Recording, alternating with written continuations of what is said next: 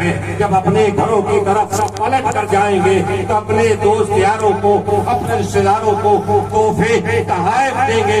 مالک بن دینار کہتے ہیں اے میرے دوستوں جاؤ تم لوگ بازار چلے جاؤ تم لوگ مارکیٹ چلے جاؤ، تحائف خرید لو، ہمیں آج آخری رات ہے، ہمیں صحن کعبہ میں رہنے دو، اللہ کی عبادت کرنے دو، اللہ کو راضی کرنے دو، کل ہمیں یہ صحن کعبہ چھوڑ دینا۔ اتنا کہہ کر دوست بازار کی طرف جاتے ہیں۔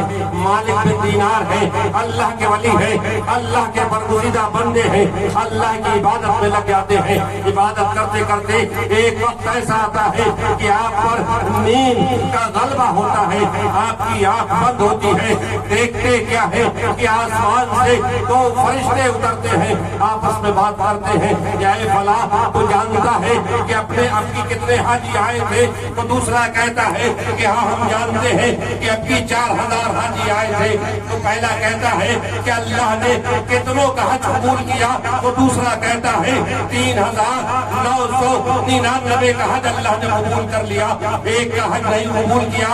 مالک بن دینار ہے، تڑپ جاتے ہیں، نیند سے باہر آتے ہیں اور زاروں قطار رونے لگتے ہیں، اللہ کی بارگاہ میں سجدے کرنے شروع کر دیتے ہیں اور بار بار یہی کہہ رہے ہیں کہ اے اللہ میں جانتا ہوں تو نے مالک بن دینار کا حج قبول نہیں کیا، اس لیے یہ گنہگار یہ سیاہکار تیرے دربار میں تو آیا ہے، لیکن میں جانتا ہوں کہ تو میرا حج قبول نہیں ہوا۔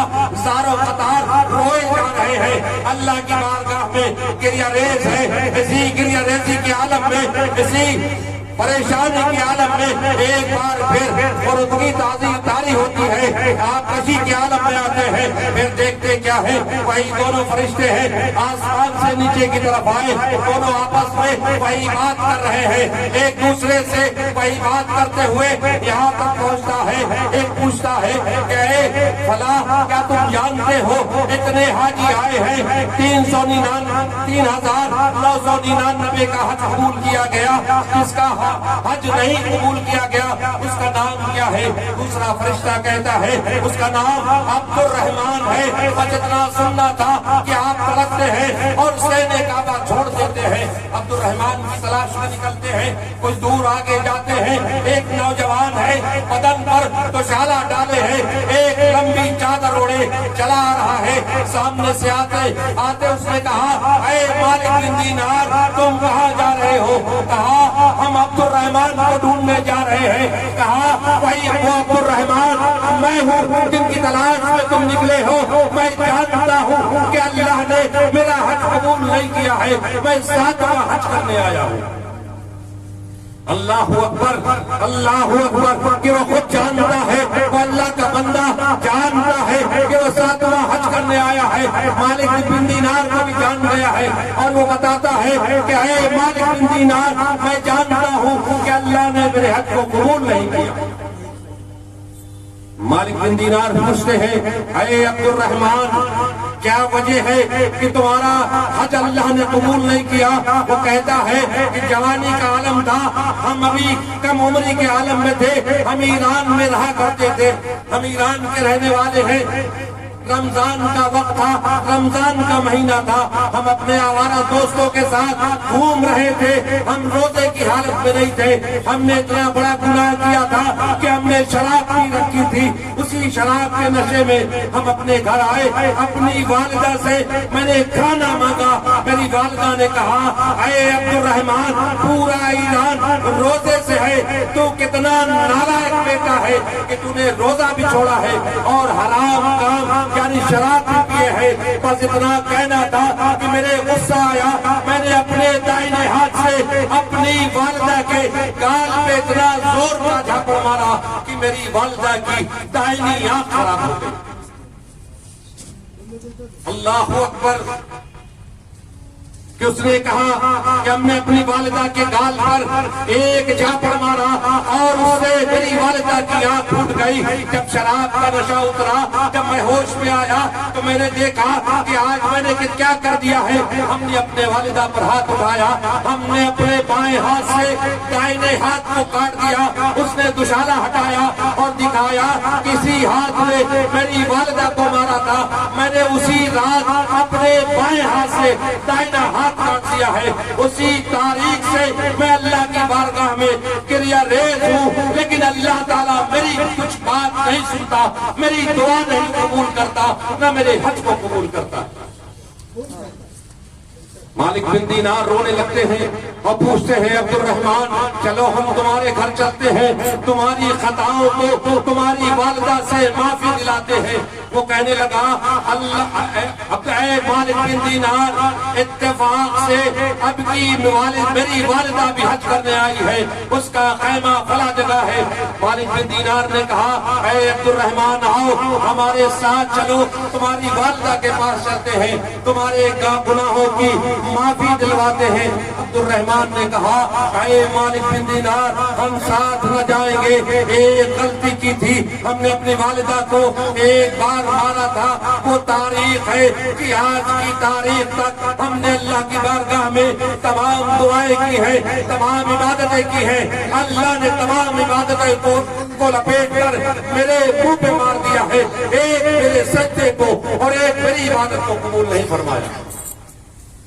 कहा चलो फिर मैं कैसे जानूंगा कि तेरी वालिदा का खैमा कौन सा है। कहा मैं बाहर से आपको बता दूंगा, मैं अपनी वालिदा के सामने न जाऊंगा, ऐसा न हो कि उस बद्दुआ के बदले जब हमने मारा था तो हमारा ये हाल हुआ है, आज अगर मेरी मां ने मेरे लिए बद्दुआ कर दी तो मैं गर्क हो जाऊंगा और बर्बाद हो जाऊंगा। कहा ठीक है, तुम बाहर खड़े हो जाओ, हमें खैमा बताना। वो बाहर खड़े हुए, वो खैमे के अंदर गए, आवाज लगाई, है खातून, और अपने चेहरे को आधा चेहरे को ढांपे हुए थी, आधा चेहरा बंद किए हुए थी। मालिक बिन दीनार ने पूछा, है माँ है तुमने अपना चेहरा, है खातून तुमने अपना चेहरा आधा ढका क्यों है। कहा बात यह है कि बहुत पुरानी बात है, मेरा एक बेटा था जिसका नाम अब्दुल रहमान था, शराब के नशे में रमजान के महीने में मेरे साथ, मैंने जब उसको डांटा तो उसने इतना जोर का झापड़ मेरे गाल पर मारा कि वो शाल हटाकर चादर हटाकर वो दिखाया कि मेरी ये आंख टूट गई है, इसीलिए मैं इस आंख को हमेशा बंद कर रखती हूँ। मालिक बिन दीनार ने कहा कि अब्दुल रहमान की वालिदा, क्या आप जानती हैं कि आपका बेटा बहुत इबादत करता है, आज 7वां हज करने आया, अल्लाह तबारक व तआला ने उसके किसी हज को अपनी बारगाह में कबूल नहीं फरमाया। वालिदा ने कहा हाँ हम जानते हैं, लेकिन हम उसे माफ नहीं करेंगे। कहा क्यों नहीं। कहा उसने इतनी बड़ी गुस्ताखी की कि मेरी आंख को फोड़ दिया, अरे मालिक बिन दीनार हमसे माफ नहीं करेंगे। मालिक बिन दीनार ने देखा कि खातून अपने बेटे के लिए किसी तरह तैयार नहीं है, और तुम्हें मालूम था कि ये खातून है, किस बात पर तैयार होगी। फौरन बोल पड़े, अरे खातून अगर तो खातून जन्नत की कनीज है तो उनका वसीला, तो उनके सदके अपने बेटे को माफ कर दे। जैसे ही मालिक बिन दीनार ने खातून जन्नत का वसीला दिया, हज़रत फातिमा ज़हरा रज़ी अल्लाह तआला अन्हा का वसीला पेश किया, फौरन कहा ऐ मालिक बिन दीनार तुम गवाह हो जाओ कि आज मैंने अपने बेटे अब्दुल रहमान को माफ कर दिया। इधर माफ करना था, उधर काबे से भी आवाज आने लगी, ऐ अब्दुल रहमान तेरे तमाम हजों को अल्लाह ने कबूल फरमा लिया।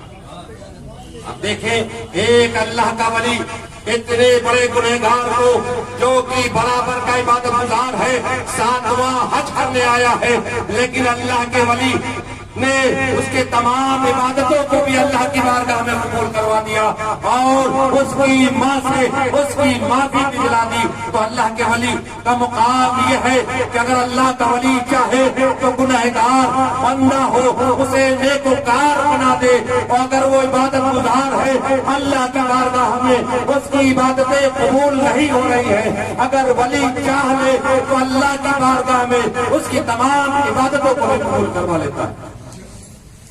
आका इरशाद फरमाते हैं कि जिस तरह तुम लोग दुनिया के अंदर अपने मालो दौलत के लिए आपस में लड़ जाते हो, जिस तरह अपनी विरासत पाने के लिए दुकान मकान पाने के लिए अपने भाई अपने घर वालों से लड़ जाते हो, इसी तरह कल बरोज़े महशर ये अल्लाह के वली अपने मुरीदों के लिए अल्लाह की बारगाह में इस तरह सिद्ध कर बैठेंगे जिस तरह छोटा बच्चा अपनी वालिदा के सामने अपने वालिद के सामने इस तरह सिद्ध करता है कि अगर जो बात मनवाने पे आ जाए तो बच्चा अपने वालिदैन से बात मनवा लेता है। उसी तरह कि अल्लाह के वली अल्लाह की बारगाह में इसी तरह अड़ जाएंगे कि अल्लाह जब तक मेरे मुरीदों को मेरे चाहने वालों को तो जहन्नम से निकाल कर जन्नत न देगा हम भी जन्नत न जाएंगे। फिर अल्लाह ताला उन वलियों को हुक्म देगा पर जरिए फरिश्ते कि आए फरिश्तों जाओ मेरे दोस्त मेरे वली बंदों से कह दो कि जाएं और जन्नत जहन्नम का जो दरोगा है रिजवान से कह दे तो जहन्नम का दरवाजा खोल दे कि जाएं और पहचाने और अपने हाथ से उनको जहन्नम से निकाले और अपने साथ जन्नत लेकर जाए। हमें इनसे मोहब्बत करनी चाहिए और इस तरह करनी चाहिए जिस तरह करने का हुक्म मिला है, जिस तरह करने का हक है। अल्लाह तबारक तआला से दुआ है सबसे पहले मुझे अमल करने की तौफीक अता फरमाए, उसके बाद आप सबको अमल करने की तौफीक अता फरमाए। वमा अलैना इल्लल बलाग। अस्तगफिरुल्लाह रब्बी मिन कुल्ली ज़ंबिन व अतूबु इलैह।